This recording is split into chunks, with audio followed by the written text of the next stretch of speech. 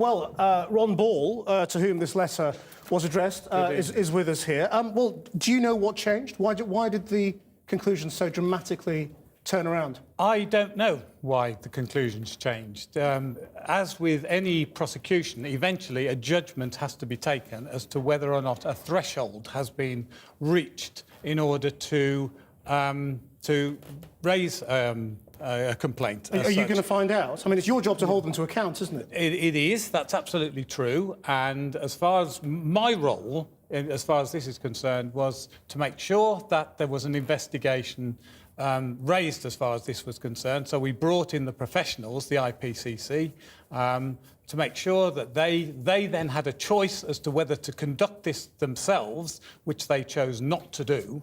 And I'm really surprised because they've been today. I've only received a copy of that letter today, and I'm not absolutely sure where you got that from because it was sent to all commissioners and to all chief constables. Well, it was sent to a long list of people. But anyway, but did you know? Is the question? Did you know that the police's recommendation had changed from the fact that there was a case to answer to the fact that there wasn't a case to answer? Until today, I did not know that. You had no idea. Now, are you shocked by that, and are you going to do something about it? I'm not necessarily shocked by it. I'm going to have a look at it, certainly.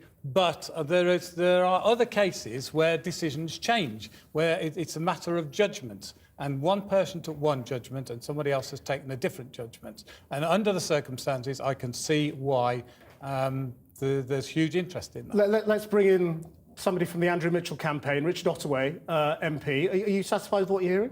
Well, I would have liked to have heard Mr. Ball say that he was going to carry out an investigation straight away.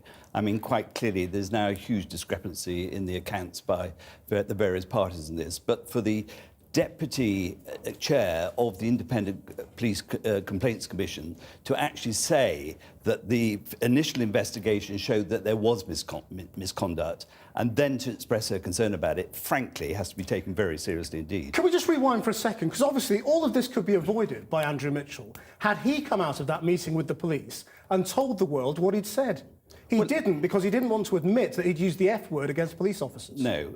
Andrew Mitchell came out and repeatedly said what he said, it's just that you guys didn't report it. Oh, come on. Really? I mean, that's quite an allegation to make. Andrew Mitchell was constantly saying what he said. The Police Federation... And Andrew Mitchell did not ever explicitly at that time come out and say precisely what he was... what he had said to police officers. He said it to them in a private meeting. He didn't tell it to us. That private meeting took place several days after the incident. Andrew Mitchell repeatedly set out what his concerns were, what he said and how he said it. And he then actually he said it in the meeting with the West Midlands Police in the West Midlands. The police came out and gave a totally different account. And what actually we want from the police now is an apology. An apology for misrepresentation, the views of Mr. Mitchell. Do you think they should apologise, Ron Ball? I think that clearly this needs to be continued to be looked at. The thing that's really frustrating about this... I'm sorry, but that's saying nothing. No. Do you think they should apologise for the lies and for the way this is I don't think it is my role at this stage to pass judgment on that. This is an ongoing process, and what the IPCC have done have made it more difficult, actually, for that to take place. If it is your job to hold them to account, this is a major test for you as a police and crime commissioner. You've got to come to a view as to how your force have behaved.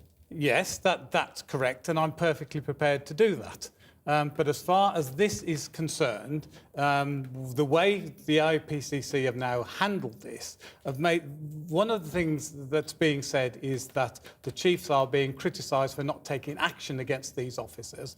A supervised report of the IPCC has said that there was no case to answer. That was an IPCC report. Are you going to order an inquiry into this change in the police report? The first thing I will be doing when I get back tomorrow is to find out exactly what happened there, because until today... Is that an inquiry? I did not know. Well, yeah, of course it is. OK. Yeah. Richard Ottoway, what we do have here is the Home Secretary and the Prime Minister and a bunch of Conservative politicians and some Labour colleagues, as we said, all lined up against the police. And to police officers, that looks a lot like political interference, undermining the police because one of your mates is in trouble. Well, can I remind you of Channel 4, who broke the original story, that there were discrepancies between the account of the police at the gate of Downing Street and actually what happened. We saw it on the CCTV footage. So this is not a witch hunt here. This is a perfectly sensible response by democratically elected representatives. Because can you think of anything more serious than a fabricated evidence as a part of a conspiracy to bring down a cabinet minister in a democratically elected government? That's what's happened here, and that is why we're quite right to be pursuing it. If West Mercia Police, the Chief Constable of West Mercia Police doesn't apologise Yes. on behalf of his officers, can he stay in his job, as far as you're concerned? Well, he's got to explain to Mr. Ball, to other people, exactly what's happened here.